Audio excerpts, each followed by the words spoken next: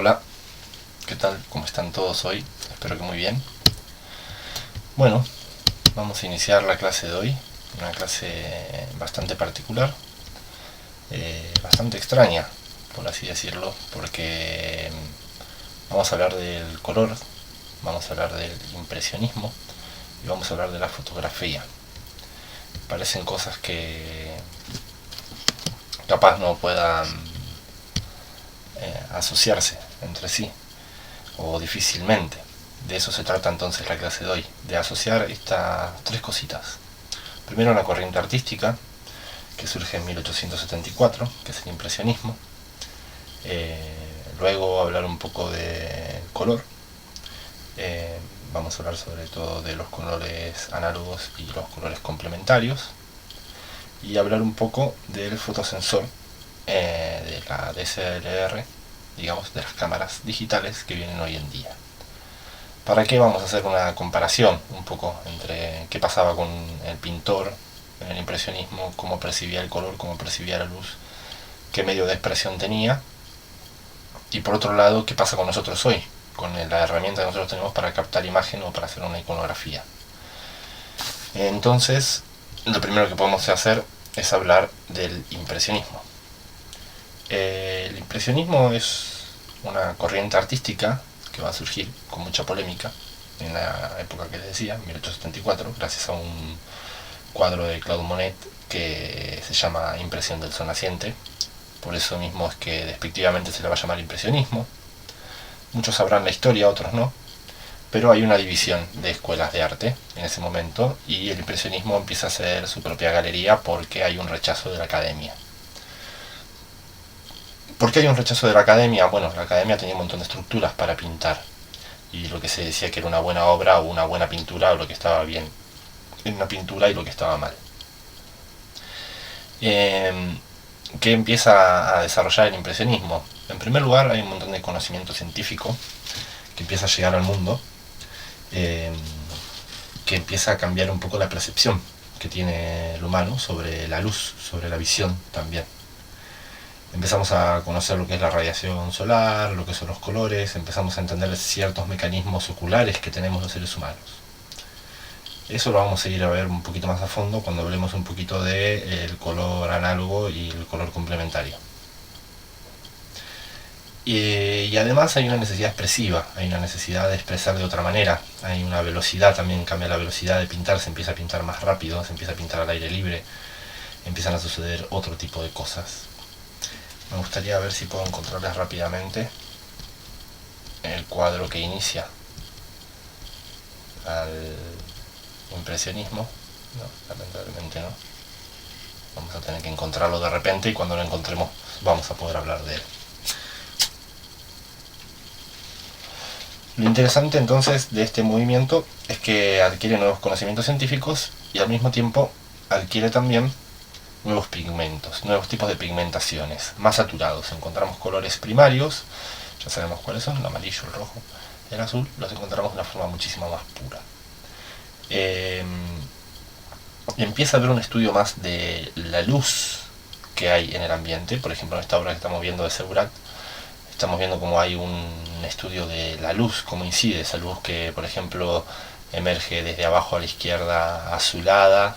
Al mismo tiempo tenemos una luz por arriba bastante naranja y hacemos hincapié en eso y hablamos un poquito, no sé si conocen la teoría de colores complementarios, pero la teoría de colores complementarios dice que cuando nosotros solemos ver una cosa muy naranja, tendemos a su sombra, por ejemplo, si la luz es naranja, tendemos a que su sombra sea azulada.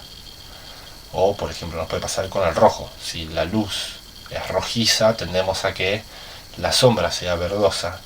Y lo mismo con el amarillo, que tendemos a que sea violeta. Esa es una regla que tienen que aprender y conocer. El rojo es complementario del verde, el opuesto complementario del verde, el azul es el opuesto complementario del naranja y el amarillo es el opuesto complementario del violeta. Entonces ellos utilizan este conocimiento que tienen, lo van a empezar a utilizar para darle valores a las sombras. Valores no, en realidad, porque intentan utilizar el mismo valor de color, pero sí, sin cambiar los valores, en realidad, lo que hacen es dar sensación de luz y de sombra. sin cambiar el valor, o sea, digamos, sin agregar negro o blanco. Esa era la principal idea o la principal motivación que tenían. Muy bien. Podemos ver entonces en esta obra de Seurat otra cosa muy interesante para poder analizar, que es una obra puntillista.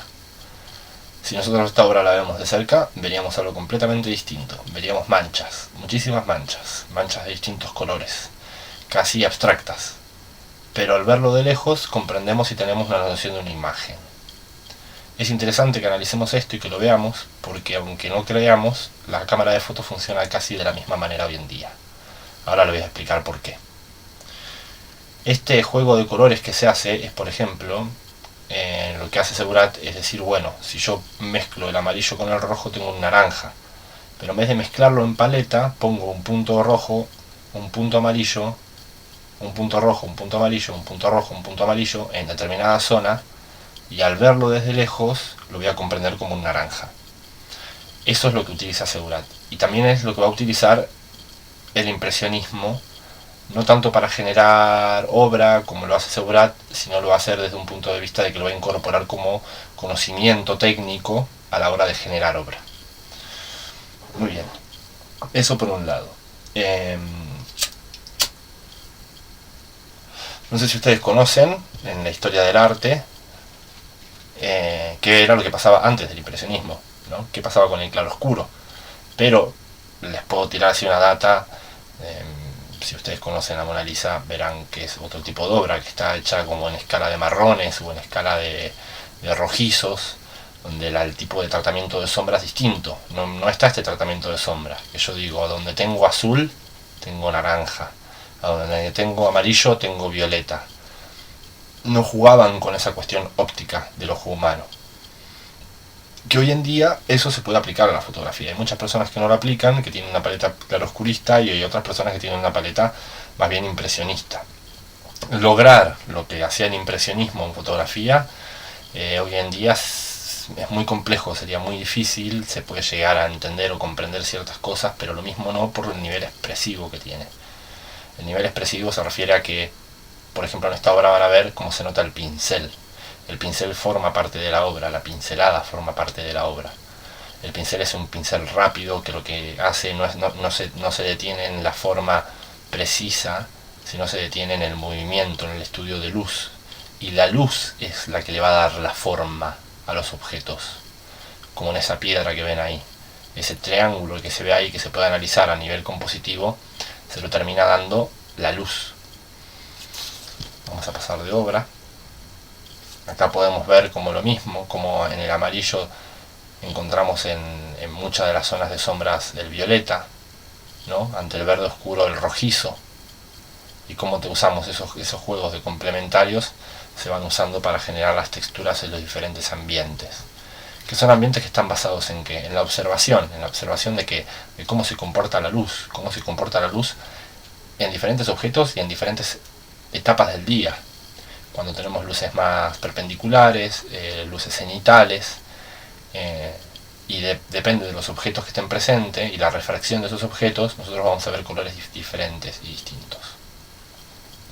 ¿Cómo se puede aplicar esto a la fotografía? Bueno, tendríamos que entender una cosa. En nuestra cámara de foto, desde el punto de vista puntillista, por así decirlo, es una máquina de armar fotogramas, o sea, imágenes, a partir de muchísimos puntos donde se mezclan los colores. Esos colores mezclados desde lejos se ven de una manera u de otra. Esos puntos no son uno, no es un solo punto, es un punto tras del otro. Nosotros cuando tomamos una foto la solemos imaginar como algo plano, pero en realidad una foto vendría a ser como un cubo, tiene profundidad. La cámara de foto toma mucha más información de la que nosotros vemos, toma mucho más colores y muchos más matices de lo que nosotros solemos ver. Por eso cuando nosotros hacemos una fotografía en un formato distinto a JPG como el RAW, podemos sacar a luz o esconder ciertos aspectos de esos píxeles que están ahí. Pero hay un montón de píxeles presentes que muchas veces ni siquiera los notamos que están ahí. Por ejemplo, en un negro hay un azul y un rojo que ni siquiera lo llegamos a ver, que con diferentes medios de edición yo podría hasta hacerlo que forme ruido, o sea que en el negro de repente se ve un punto rojo, lo cual no se suele utilizar. Puede ser, ¿por qué no?, una posibilidad expresiva. Hay artistas fotográficos que lo hacen, que trabajan mucho con el ruido y con una exposición ruidosa del punto, del píxel, por así decirlo. Normalmente se tiende a suavizar, se tiende a generar nitidez en la fotografía. Es una tendencia muy grande. Se busca tener la mayor cantidad de foco posible sobre la imagen. Muy bien, sigamos con el tema. Entonces, ¿qué pasa con este fotosensor y qué pasa con este puntillismo? Cuando nosotros comprendemos que las dos cosas funcionan a nivel óptico de la misma manera, o sea que nosotros a través de muchos puntos, o sea, un punto verde con un punto amarillo me va a formar otro tipo de verde, un verde más alimonado, yo voy a empezar a comprender a la hora de tomar una fotografía, cuando estoy viendo los colores, que a la hora de la edición yo puedo hacer correcciones con eso. Y por ejemplo hacer una exageración de las sombras. ¿Por qué no yo podría tomar esta misma fotografía? O sea, esto es una pintura, pero tomar esto, en este momento tomar la fotografía, se vería muy distinta seguramente, porque las cámaras fotográficas ya vienen con un programa que interpreta la imagen. La cámara de foto no saca la realidad, saca la interpretación en píxeles de un estándar que elige la empresa de cómo quiere. Por eso mucha gente se opone a la fotografía editada o a la edición de la fotografía, y en realidad no se da cuenta que cuando uno no edita una fotografía está eligiendo el estándar de la empresa que le vendió la cámara. Si yo estaría sacando esta foto en este momento, y una vez pasada la edición se vería muy distinto. Yo seguramente esos azules que tengo en las sombras, no sé si los notan en las rocas sobre todo, los pasaría a ver un poquito negruzcos.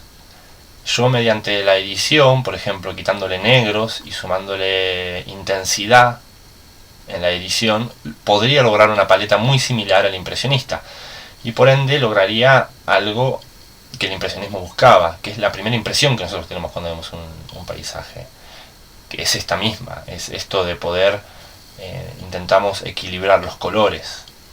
Hay un experimento que pueden hacer brevemente en su casa, que es agarrar una hoja de color amarilla, una azul y una roja, y al mismo tiempo una blanca.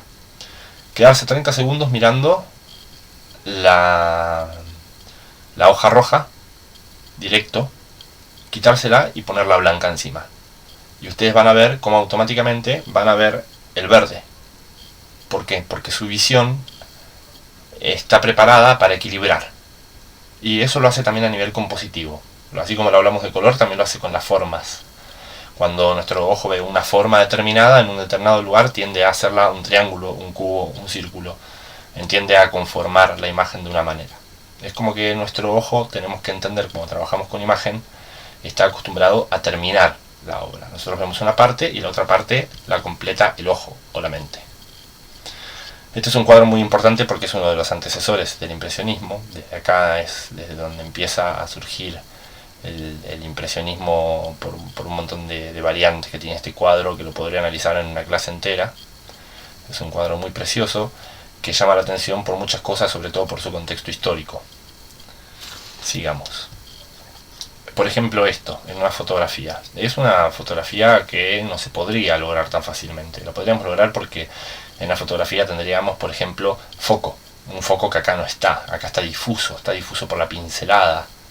Pero esta paleta de colores sí la podríamos lograr, aunque es muy compleja. Porque recordemos que la cámara tiende a tomar una gama de colores. En cambio, cuando nosotros pintamos, podemos trabajar con otro tipo de gamas de colores y ser muchísimo más engañosos. Trabajar mucho más sobre la imagen. Sobre todo estoy hablando de una edición de Lightroom o una edición de balance de blancos, contraste, iluminación, etcétera. No hablemos de Photoshop, porque en Photoshop obviamente podríamos lograr casi lo mismo. Pero el tener una noción sobre el impresionismo y la utilización del color nos puede ayudar a entender que si yo tengo muchas luces amarillas, es posible que pueda, mediante la edición, trabajar las sombras en violetas. Y eso me dé una estética muchísimo más parecida al impresionismo, que tiene que ver directamente con el ambiente o la luz. Tiene un estudio de luz. Por ejemplo, eso nos puede ayudar muchísimo en los paisajes para comprender. Es obvio que lo que quiere recalcar esta persona en esta obra es un paisaje frío, obviamente, por la cantidad de azules que tiene, y es un paisaje blancuzco también, donde hay bastante reposo, es una imagen bastante equilibrada, pero está muy bien lograda a partir del color, el tratamiento del color y el tratamiento de la forma. Y esto nos puede ser muy aplicable a la fotografía. Bueno, espero que por ahora se entienda, creo que no me queda mucho para hablar. En algún momento podría hacer esta misma comparación con lo que es el claroscurismo, como para poder entender el otro tipo de valoración de forma y de color y qué es lo que rescata. Acuérdense que en este tipo de imágenes lo que se está rescatando es la forma a través del color, de la luz, de la iluminación. La iluminación me da la forma. En cambio, en el claroscuro me voy a ubicar más en la forma y la iluminación va a ser un complemento de la forma del objeto. En cambio acá, por ejemplo, es muy difuso, a veces donde empieza una bandera y donde termina otra bandera. En una obra más claroscurista o más clasicista estaría muchísimo más bien definida y trataría más bien de definirme la forma. Entonces esto es muy importante a la hora de nosotros poder adquirir un estilo o adquirir un lenguaje comunicacional en cuanto a lo que es el color. Bueno, si quieren seguir estudiando sobre impresionismo, les puedo recomendar que miren un poco de obras de Monet. Bueno, esto es una obra de Degas, pero también Seurat es muy interesante que lo puedan estudiar a fondo. Cualquier consulta o si quieren ver más artistas, más obras, bueno, estoy dispuesto a que lo hagan. Y bueno, espero que les haya servido esta pequeña introducción al color en el impresionismo. Y la próxima clase que voy a hacer, voy a hablar directamente de cómo con la cámara poder tomar en un balance de blancos un ambiente más o menos parecido al que estamos viendo, y luego cómo trabajar esa imagen en un editor, puede ser cualquiera, casi cualquier editor, para que nosotros tengamos esto, una acentuación sobre la luz del ambiente, o sea, sobre la luz que nos está ofreciendo el sol o la iluminación artificial. Bueno, espero que les haya gustado. Cualquier comentario lo espero. Les mando un abrazo grande y que tengan muy buena noche.